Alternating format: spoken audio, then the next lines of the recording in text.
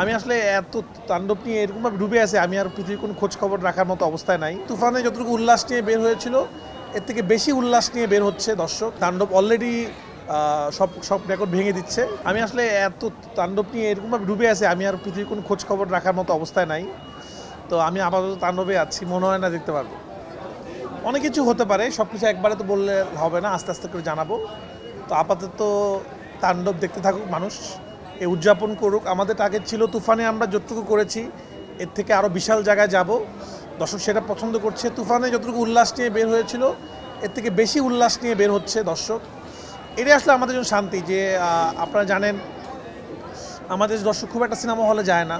তারা ঈদের সময় এত কষ্ট করে সিনেমা হলে এসেছে, তারা যখন সিনেমা দেখে অনেক খুশি নিয়ে বাসায় যায়, সেটা আমাদের সিনেমার জন্য ভালো। তারা 10 জনকে যে বলতেছে যে আমরা সিনেমাটা দেখলাম।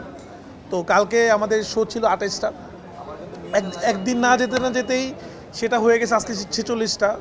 তারপরেও টিকিট পাওয়া যাচ্ছে না 3 দিনের। তো এটা আমাদের বাংলা সিনেমার জন্য অনেক ভালো।